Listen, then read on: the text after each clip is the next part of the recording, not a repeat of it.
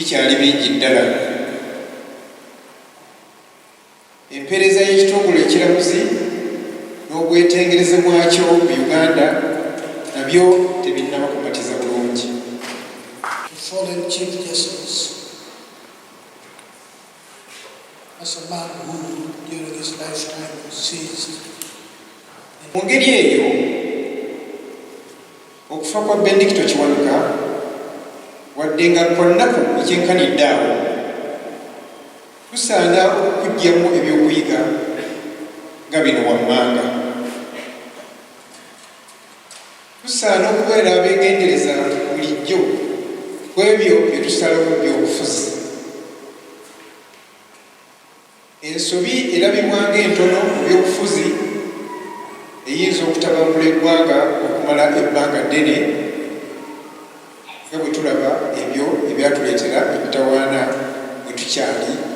Ennaku za mwezi nga 22 Septemba omwaka gwa 72 drone ez'ebiseera ebyo bwe zaawamba Ben Kiwanuka eyali Ssaabalamuzi yali ya Prime Minister wa Uganda yasooka ne bamutta paka olwaleero talina malaalo.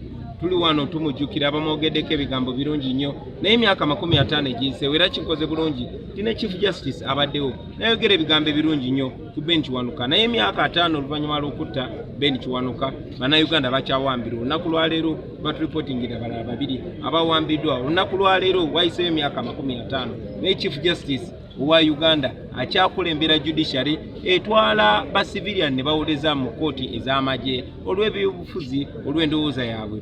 Tukyalaba abantu abasibwa mu makomera ne bamala emyezi oba emyaka nga tebaleeteddwa mu kooti. Tukyalaba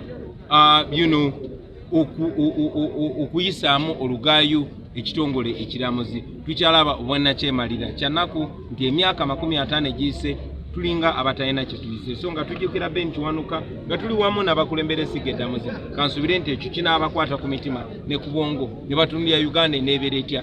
Tunaaba tunyumya mbozi ezimu. Ssaabalamuzi aliwo olunaku lwaleero tunaaba tumusabira nga wayiseyo emyaka 50. Tunaaba tumujjukira kuyimirira ku mazima oba kuyimirira ku bwa bulimba.